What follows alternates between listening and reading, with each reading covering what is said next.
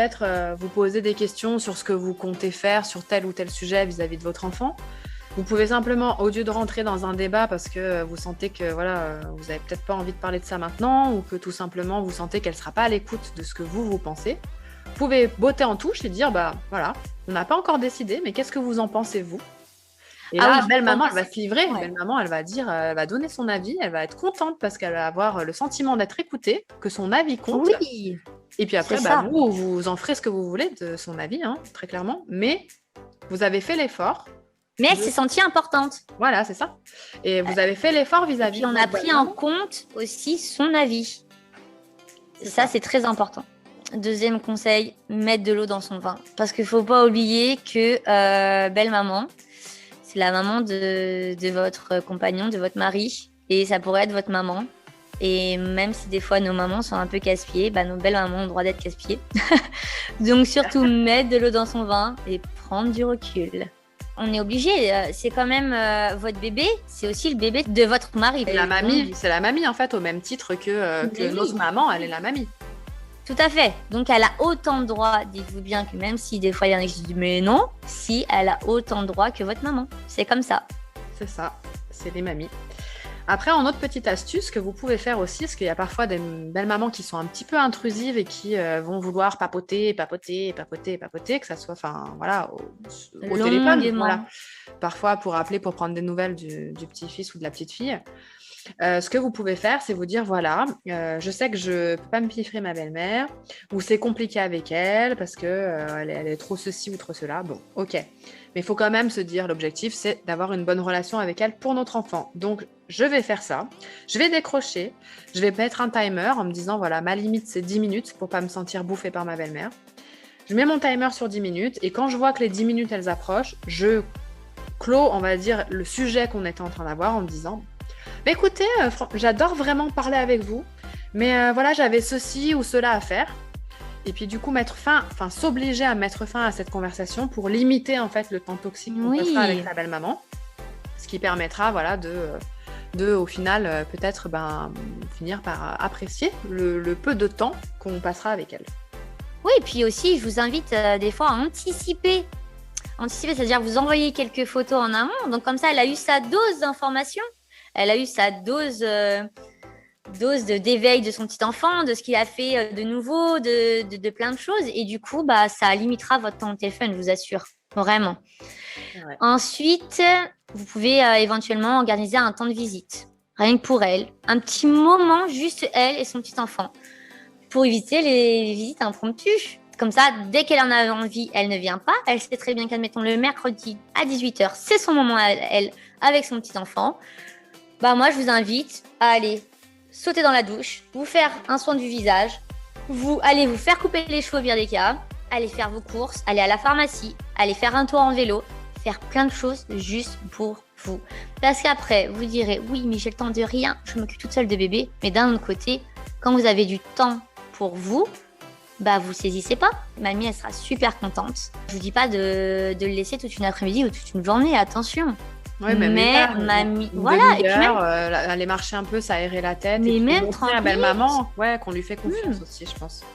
Mais totalement. Et puis belle maman, si vous la sentez pas capable, parce que je sais qu'il y en a qui se sentent pas capables de laisser son enfant dans la même pièce ou son enfant porté pour plein de raisons. Oui, belle maman elle fume. Oui, belle maman, je la sens pas trop quand elle porte mon enfant, ou plein de choses. Ou par jalousie. Moi-même j'ai du mal à le laisser à n'importe qui, peu importe qui c'est au final. Mais totalement. Moi, j'ai quand même la chance d'avoir une confiance aveugle envers ma belle-mère, mais je peux l'entendre et je peux le comprendre vis-à-vis des retours de certaines personnes que j'ai dans mon entourage qui n'ont pas du tout confiance en leur belle-maman. Et vous vous consacrez ces 15 minutes de détente, posée sur le canapé, avec votre téléphone, et belle-maman, elle est à côté de son petit enfant, elle a eu son quart d'heure de la semaine et elle sera ravie. Normalement, si c'est ce qu'elle souhaite, normalement, elle devrait être contente. Après, ce qui peut être fait aussi, c'est peut-être de voir avec votre conjoint pour qu'il se positionne un peu plus fermement avec sa maman, auprès de sa maman.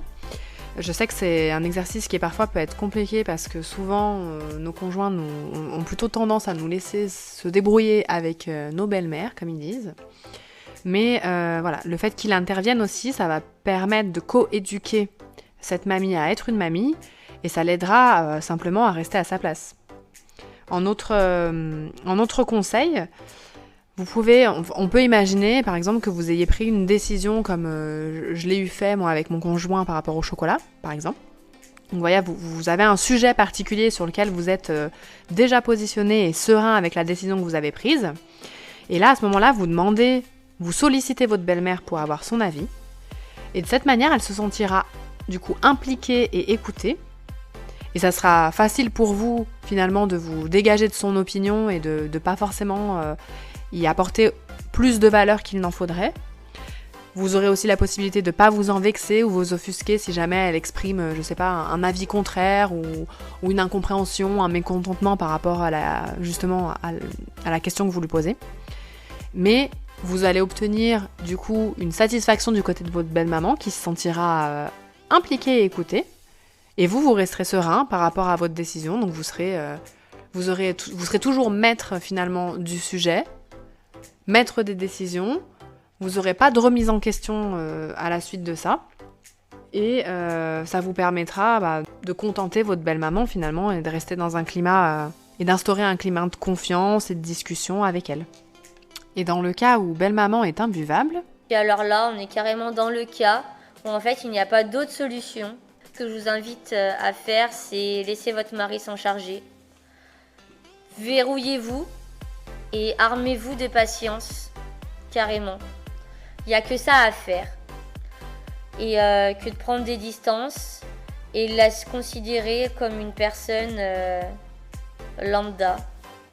Moi, je pense que c'est ce que je ferais. C'est plus facile à dire qu'à faire, étant donné qu'on ne s'aime pas dans cette situation. Mais les personnes que je connais prennent cette décision parce qu'il y a certaines personnes qui sont néfastes, qui nous empêchent d'avancer, qui nous mettent des bâtons dans les roues. Et ce genre de personnes, il vaut mieux les avoir loin de nous qu'à nos côtés, en fait, tout simplement. Exactement, j'aurais pas dit mieux. Alors, si on peut un petit peu conclure tout ce qu'on s'est dit, je pense qu'il faut, pas oublier que dans la relation qu'on a à notre belle-maman, quand même l'objectif principal, ça reste le bien-être de notre enfant. Et ce que je vois vraiment là-dedans, parce que comme on l'a dit, notre belle-maman, c'est forcément quelqu'un de différent de nous.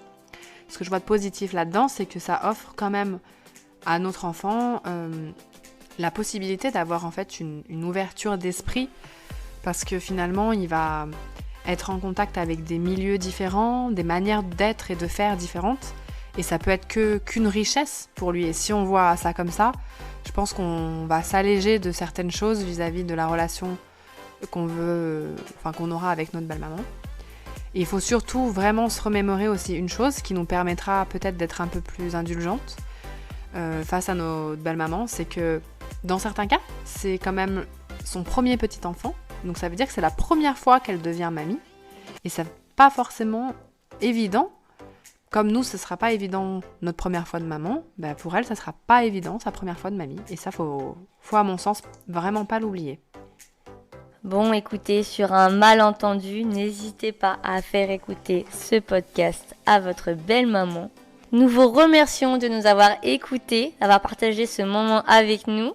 N'oubliez pas de nous rejoindre sur les réseaux sociaux, la boîte à maman, grossesse, maternité, parentalité. Oui, j'espère que vous avez passé un agréable moment avec nous. En attendant, on vous prépare un prochain podcast sur le thème « L'été est là, comment bien se préparer ?» où on vous présentera la valise d'été et les bons gestes à adopter pour les bébés et les jeunes enfants en cas de forte température. Et on vous prépare des interviews avec des experts sur différents sujets et témoignages de mamans. On a trop hâte. C'est clair. Et on vous dit surtout à très vite. Grossesse, Conseils, ensemble, maternité, astuces. parentalité. la boîte à maman. Bah oui, c'est la boîte